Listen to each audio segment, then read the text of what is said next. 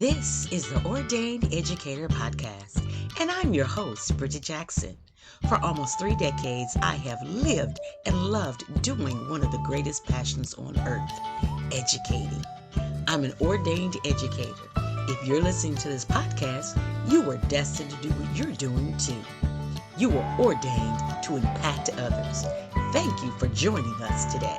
We're going to share with you some easy tips to start you to either doing them, or if you're doing them, for encourage you to keep doing them so that you can be supported during these final months in 2020. Yes, we've made it to the last quarter, and I believe we're going to be positioned to win.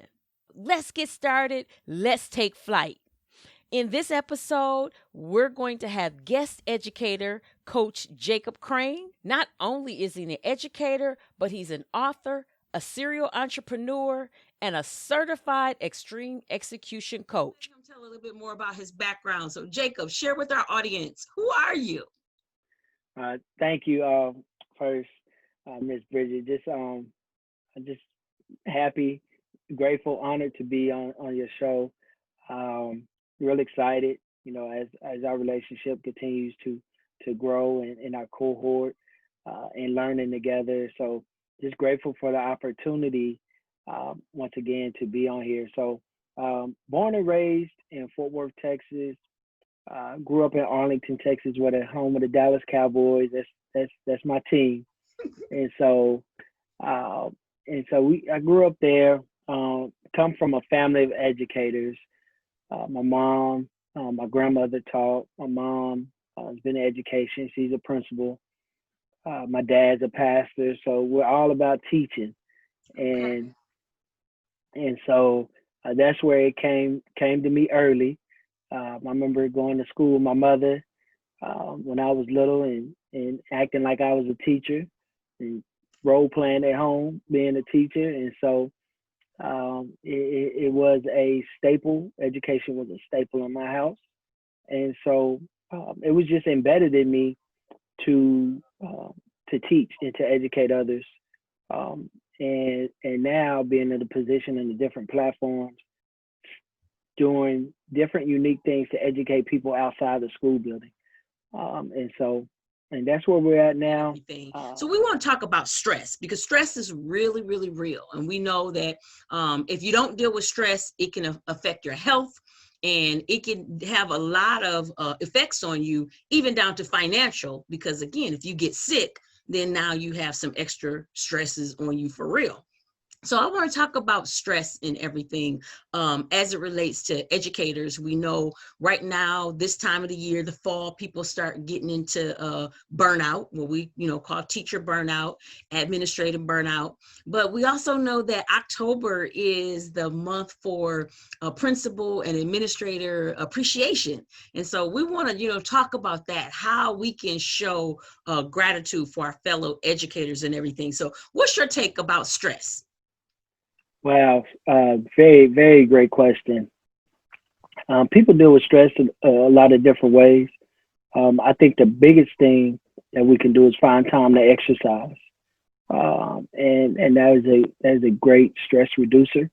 Um, for me, it's more anxiety than anything than stress. Okay. Just going back to what me and you do, using the DISC assessment. Once I was able to understand who I was and my behavior preferences, it allowed me to understand how to deal with certain stressful situations. Right. So teachers who maybe lost the ability to do student teaching last spring because of COVID, they might be stressing out. And so I think as leaders, me, you, administration, our leader is to just provide them with as much support as possible as we can, and understanding what they're good at and pushing them to do what they're good at during this time. Exactly. And I think that's the route we should go, and vice versa. If I'm a veteran teacher and I have a new principal Like we have a new principal at our school. Um, I'm not sitting in the back, right? I am offering my whatever I'm good at, my expertise or whatever I'm a master at. I'm bringing that to the table to impact the school community as a whole. Yeah. Okay. And that can alleviate stress on top of making sure you're eating right and exercising and getting the right adequate amount of rest. Yes, that's a good point. And I like the fact that you brought up about the health. People don't realize a little bit more about how you just have to be more cognizant of yourself and making sure that your self-awareness is first and foremost. Right. And so the word I like to use is balance. Okay. And if you like someone like me and you who's wearing a lot of different hats, a lot of teachers, I know a lot of teachers who have side businesses and just trying to do different things. I think the biggest thing is balance. So definitely time management is probably the most important thing, and then prioritization. So knowing what things are important and then work your way down. And that comes from just being creating a schedule for yourself. Okay. Right? Creating a schedule, Yeah. blacking out time for you and your family. I think it's very important to make sure that we schedule those times in our day, in our week, in our month, just to relax and release. So I have to tell the audience a little bit of a secret that, again, yes, we collaborate, and Jacob happens to help coach me. And so I encourage people. I've been saying this throughout the podcast all summer. I did a 6-week series, Jacob, about emotional intelligence and how very important it is for us to, again, understand that we can go and get all the degrees, and it's very important for us to sharpen our saw when it comes to our intellectual part of us. Make sure, again, that cognitive development is happening, but we also got to make sure we're doing that emotional development. You have been helping, coach me in some blind spots. And so that's one of the things that I wanted to share right now with the audience is that, blind spots, understanding them. You just gave us 2 good things. You said about balancing and prioritizing. And our mentor, Dr. Eric Thomas, one of the things I heard him say one time is people don't procrastinate. It's just not about procrastination. It means you're not making it a priority. And so prioritizing, you just said that's so very, very important. And to schedule it, to hard schedule it, that helps alleviate some of that stress and some of the stuff that's going on. So can you talk about that for a minute? People understanding and recognizing their blind spots. I wish we could do just a whole show on this. Oh yeah, but, yeah. This is something that when we talk about our blind spots, it's something that we have to increase our self-awareness in.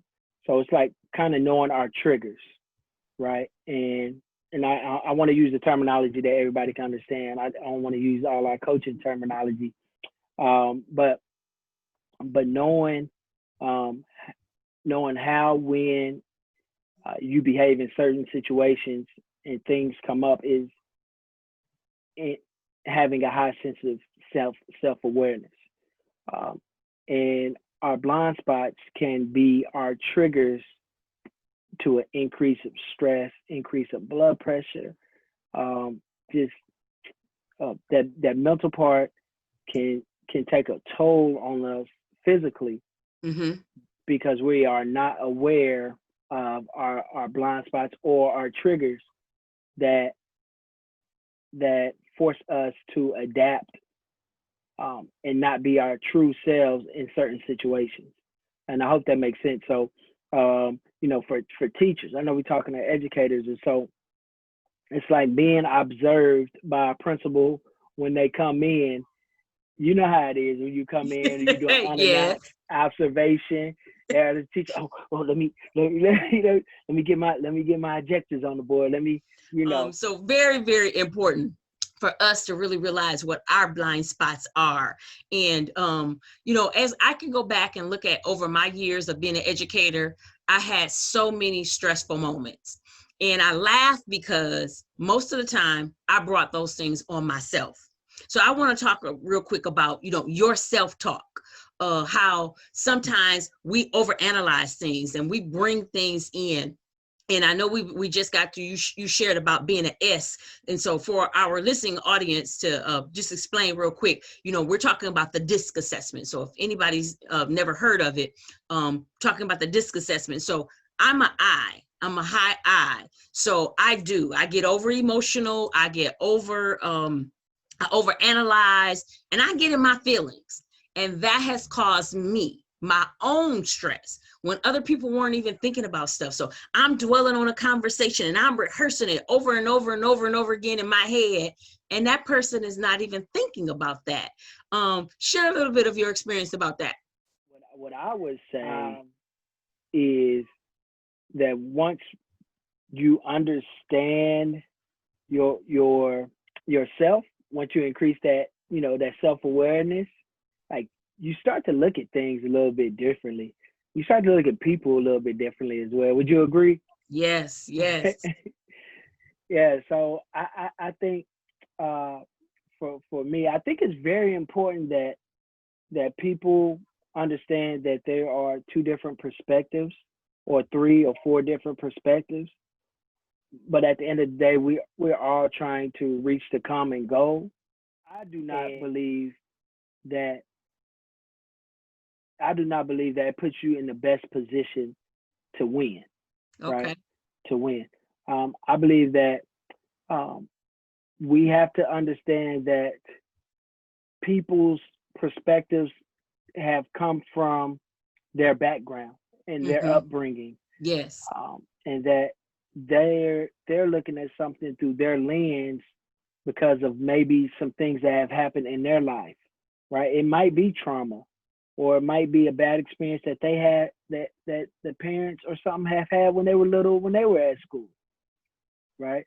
And so it's our job as leaders, educators, to really be open and listen. That's the key. That's the key.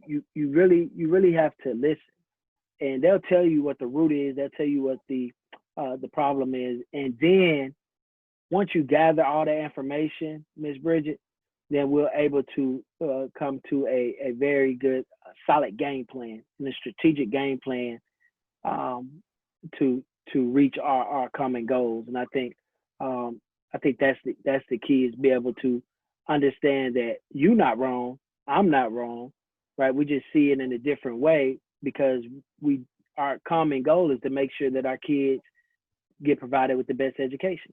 Exactly. So what's your tips for people to prepare themselves better personally to get through this COVID, to get through these winter months, to get through whether they're virtually teaching, hybrid teaching, or they've been from day one back in that brick and mortar, sitting at that desk and looking at those students? What's some personal things that you can give them that they can do to help develop themselves personally? But the first thing that they do is reach out to me or you and take this DISC assessment ASAP.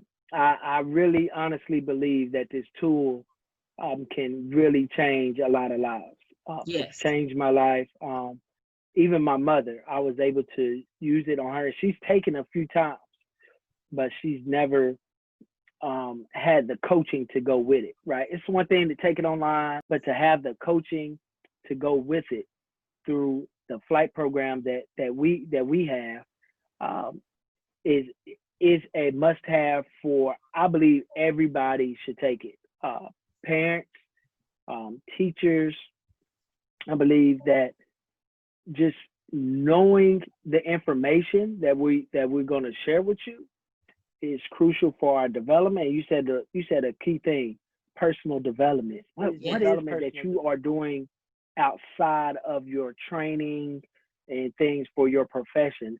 The reason was called personal because it's during your own personal time, right? And whether it's 10 or 15 minutes a day, right? 10 or 15 minutes a day where you're preparing your mind. So you said earlier, how do you prepare? You prepare your mind by feeding your mind with positive affirmations. Yeah. right? Asking me something. I said, I got that stuff everywhere. We was talking about goal setting, right? We talk about Okay. goal setting, write down our goals. And so I just read that sticky note to him. I got another sticky note. Trust the process. Dreams only come true if you put in the work. Understand everything you do impacts the people around you. Look, do what you love and love what you do. Make sure you are doing something that adds value. Yeah. Right there, what That's we my just talked favorite about. one to hear you say. Yeah. Do what Love you love what you and love do. what you do. Yeah, Yeah. that's my favorite. Yep. That's the name of my podcast. And I So definitely what look. I I gotta want get you on people my to podcast. be able to see, especially right now during the time of COVID, is that we have to develop ourselves. It's a necessity. It's do or die. You know, those that are going to be able to grow and do well and perform better are going to be the ones that are doing what you just said at the beginning, having that self-awareness so that you can be more authentic to who you are. So the things that are for you are there, because if it's not a part of your mission, it's not a part of your goals, then it's a non-negotiable to have in your life. But you don't know that if you're not doing that Okay. development. So we have the D, which is a dominant person, a goal, sees the overall picture. When you think about a D, you think about a pilot. Like they just see what's ahead of them, and they're gonna do whatever it takes. They're gonna do whatever it takes. A real dominant person. They only represent about 12% of the population. Then you have the I. We've been talking about the I. These are your people. These are your people's people. They love to have a good time. Life as a party. Make sure everybody's okay. Then you have the S, right? The S, somebody's real cool, calm, and collected. Like to be in the background a little bit. You think about a duck on the water and the little feet just be moving. But on top of the water, that duck just looks smooth as I don't know what, right? So, and then you have the C. These are the S and the C are almost your introverts, right? A C is your person that's really analyzing everything. I mean, picking everything apart. So again, it's very important that you understand kind of where you fall in these quadrants. Test of time. They've been using it for a while in different corporations and different other professions. But I think it's important for us to not only know ourselves, but be able to identify different people that we associate with and we have relationships with, and then it helps us be able to communicate with them. And so the DISC assessment is theflightprogram.com. You could go on there, order your DISC assessment, and you with the DISC assessment, you get a coaching session with one of our coaches, me, Miss Brigitte. That's it. Just shout out to my company, Strive for Perfection Athletics and Dream Chaser Academy. Those are my two babies right there. And so other than that, Ms. Bridget, it's been a pleasure. And every time we get on here, I think we could talk for about 2 or 3 hours. I know. Just so much, just to share, just powerful information.